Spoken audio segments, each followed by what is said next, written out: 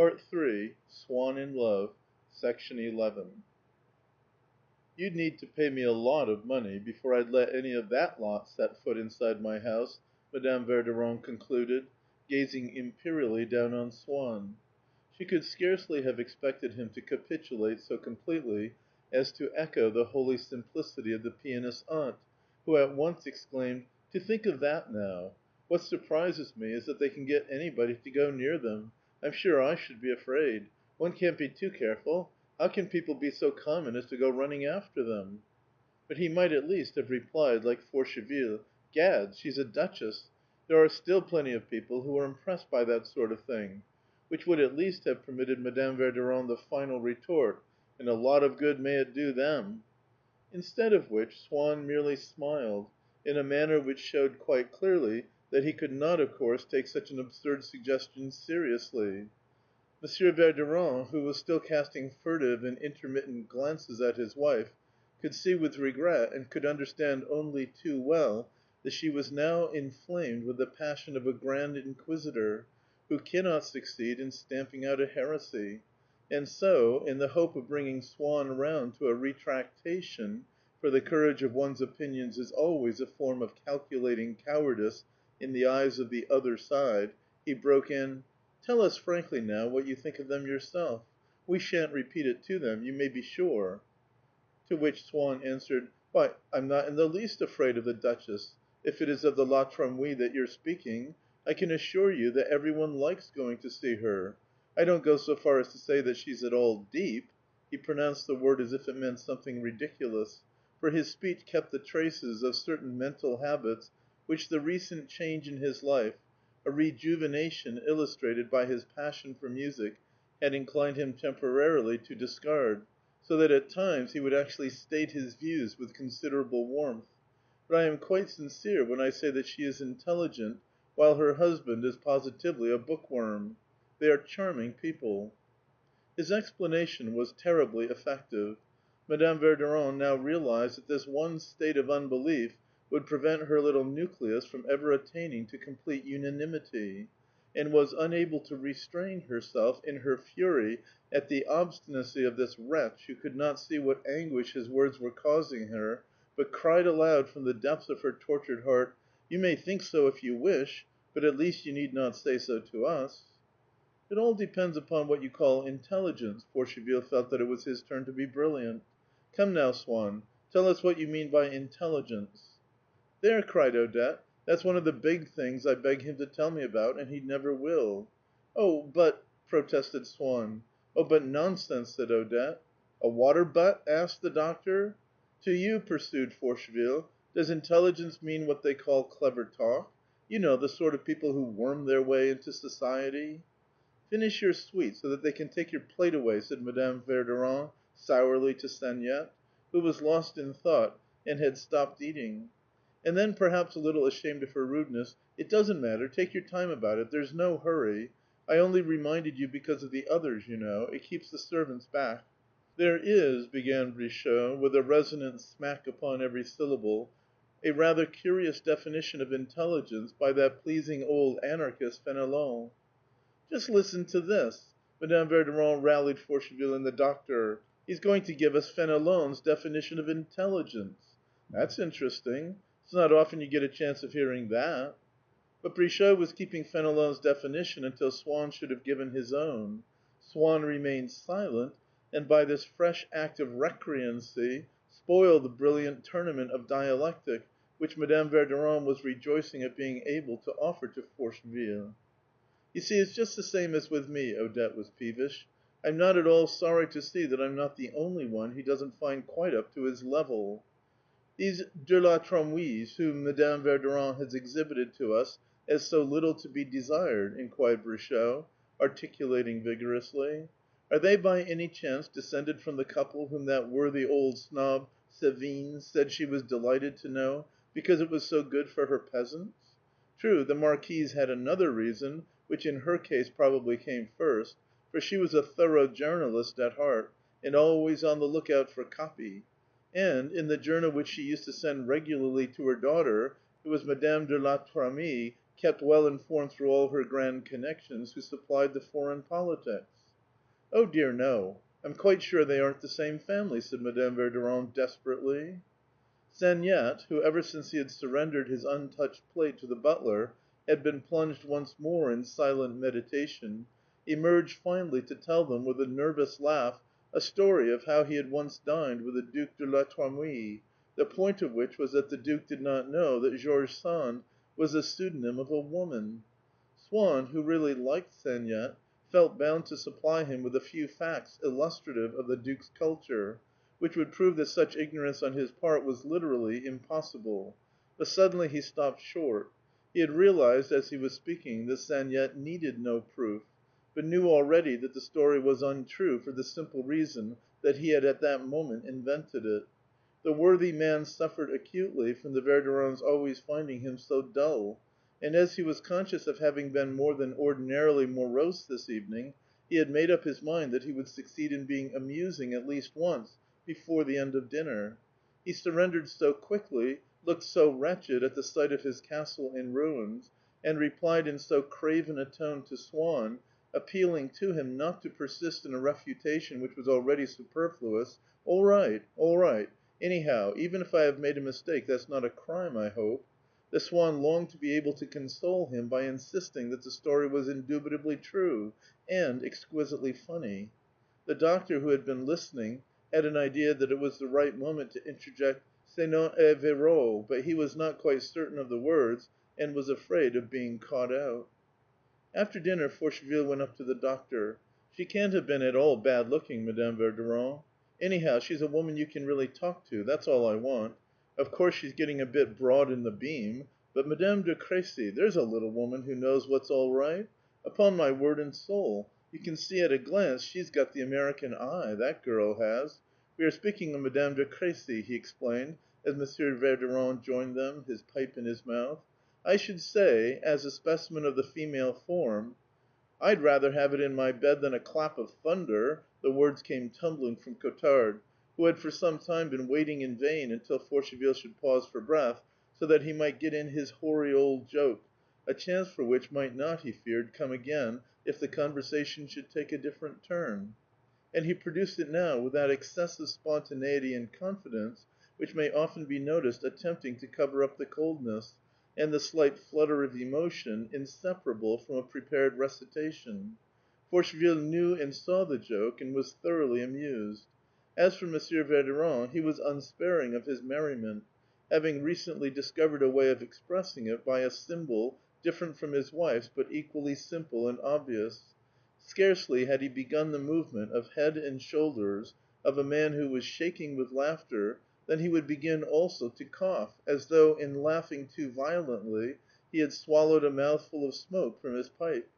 And by keeping the pipe firmly in his mouth, he could prolong indefinitely the dumb show of suffocation and hilarity. So he and Madame Verdurin, who at the other side of the room, where the painter was telling her a story, was shutting her eyes preparatory to flinging her face into her hands, resembled two masks in a theatre, each representing comedy, but in a different way. Monsieur Verdurin had been wiser than he knew in not taking his pipe out of his mouth, for Cottard, having occasion to leave the room for a moment, murmured a witty euphemism which he had recently acquired, and repeated now whenever he had to go to the place in question. "I must just go and see the Duc d'Aumale for a minute," so drolly that Monsieur Verdurin's cough began all over again. "Now then, take your pipe out of your mouth. Can't you see you'll choke if you try to bottle up your laughter like that?" counseled Madame Verdurin, as she came round with a tray of liqueurs. "What a delightful man your husband is! He has the wit of a dozen," declared Forcheville to Madame Cottard. "Thank you, thank you. An old soldier like me can never say no to a drink." "Monsieur de Forcheville thinks Odette charming," Monsieur Verdurin told his wife. "Why, do you know, she wants so much to meet you again some day at luncheon. We must arrange it, but don't on any account let Swann hear about it. He spoils everything, don't you know. I don't mean to say that you're not to come to dinner too, of course. We hope to see you very often. Now that the warm weather's coming, we're going to have dinner out of doors whenever we can. That won't bore you, will it? A quiet little dinner now and then in the Bois? Splendid, splendid. That will be quite delightful."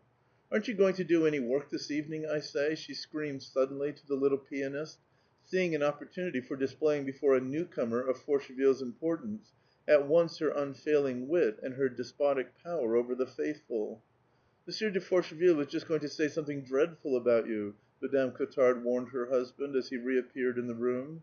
And he, still following up the idea of Forcheville's noble birth, which had obsessed him all through dinner, began again with, "I am treating a baroness just now, Baroness Pupuu. Weren't there some Pupus in the Crusades? Anyhow, they've got a lake in Pomerania that's 10 times the size of the Place de la Concorde. I am treating her for dry arthritis. She's a charming woman. Madame Verdurin knows her too, I believe." Which enabled Forcheville, a moment later, finding himself alone with Madame Cottard, to complete his favorable verdict on her husband with, "He's an interesting man, too. You can see that he knows some good people. Gad, but they get to know a lot of things, those doctors." "Do you want me to play the phrase from the sonata for Monsieur Swann?" asked the pianist. "What the devil's that? Not the sonata snake, I hope?" shouted Monsieur de Forcheville, hoping to create an effect. But Dr. Cottard, who had never heard this pun, missed the point of it, and imagined that Monsieur de Forcheville had made a mistake. He dashed in boldly to correct it. "No, no, the word isn't serpent à sonate, it's serpent en sonnette," he explained in a tone at once zealous, impatient, and triumphant. Forcheville explained the joke to him. The doctor blushed. "You'll admit it's not bad, eh, doctor?" "Oh, I've known it for ages."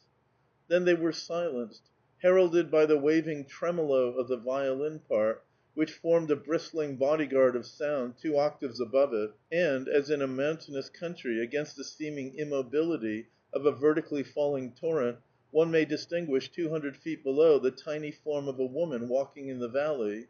The little phrase had just appeared, distant but graceful, protected by the long gradual unfurling of its transparent, incessant, and sonorous curtain. And Swann, in his heart of hearts, turned to it, spoke to it as to a confidant in the secret of his love, as to a friend of Odette, who would assure him that he need pay no attention to this Forcheville. "Ah, you've come too late," Madame Verdurin greeted one of the faithful, whose invitation had been only to look in after dinner. "We've been having a simply incomparable Brichot. You never heard such eloquence. But he's gone. Isn't that so, Monsieur Swann? I believe it's the first time you've met him," she went on, to emphasize the fact that it was to her that Swann owed the introduction. "Isn't that so? Wasn't he delicious, our Brichot?" Swann bowed politely. "No? You weren't interested?" she asked dryly. "Oh, but I assure you I was quite enthralled. He is perhaps a little too peremptory, a little too jovial for my taste. I should like to see him a little less confident at times, a little more tolerant. But one feels that he knows a great deal, and on the whole he seems a very sound fellow." The party broke up very late. Cottard's first words to his wife were, "I have rarely seen Madame Verdurin in such form as she was to night." "What exactly is your Madame Verdurin? A bit of a bad hat, eh?" said Forcheville to the painter, to whom he had offered a lift. Odette watched his departure with regret. She dared not refuse to let Swann take her home, but she was moody and irritable in the carriage, and when he asked whether he might come in, replied, "I suppose so," with an impatient shrug of her shoulders. When they had all gone, Madame Verdurin said to her husband, "Did you notice the way Swann laughed, such an idiotic laugh, when we spoke about Madame la Trémouille?" She had remarked more than once how Swann and Forcheville suppressed the particle de before that lady's name. Never doubting that it was done on purpose to show that they were not afraid of a title, she had made up her mind to imitate their arrogance, but had not quite grasped what grammatical form it ought to take. Moreover, the natural corruptness of her speech overcoming her implacable republicanism, she still said instinctively, the de la Trémouilles, or rather, by an abbreviation sanctified by the usage of music hall singers and the writers of the captions beneath caricatures, who elide the de la Trémouille, but she corrected herself at once to Madame la Trémouille, the Duchess, as Swann calls her, she added ironically, with a smile which proved that she was merely quoting, and would not herself accept the least responsibility for a classification so puerile and absurd. "I don't mind saying that I thought him extremely stupid." Madame Verdurin took it up. "He's not sincere. He's a crafty customer, always hovering between one side and the other. He's always trying to run with the hare and hunt with the hounds. What a difference between him and Forcheville! There at least you have a man who tells you straight out what he thinks. Either you agree with him or you don't. Not like the other fellow, who's never definitely fish or fowl. Did you notice, by the way, that Odette seemed all out for Forcheville? And I don't blame her, either. And then, after all, if Swann tries to come the man of fashion over us, the champion of distressed duchesses, at any rate the other man has got a title. He's always Comte de Forcheville. He let the words slip delicately from his lips, as though, familiar with every page of the history of that dignity, he were making a scrupulously exact estimate of its value in relation to others of the sort. "I don't mind saying," Madame Verdurin went on, "that he saw fit to utter some most venomous and quite absurd insinuations against Brichot. Naturally, once he saw that Brichot was popular in this house, it was a way of hitting back at us, of spoiling our party. I know his sort, the dear good friend of the family, who pulls you all to pieces on the stairs as he's going away." "Didn't I say so?" retorted her husband. "He's simply a failure, a poor little wretch who goes through life mad with jealousy of anything that's at all big."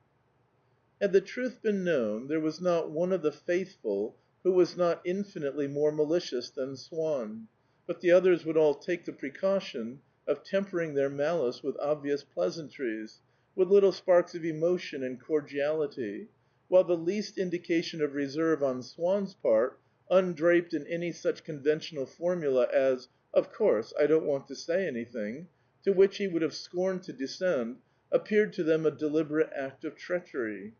There are certain original and distinguished authors in whom the least freedom of speech is thought revolting, because they have not begun by flattering the public taste, and serving up to it the commonplace expressions to which it is used. It was by the same process that Swann infuriated M. Verdurin. In his case as in theirs, it was the novelty of his language which led his audience to suspect the blackness of his designs. End of Part 3, Section 11.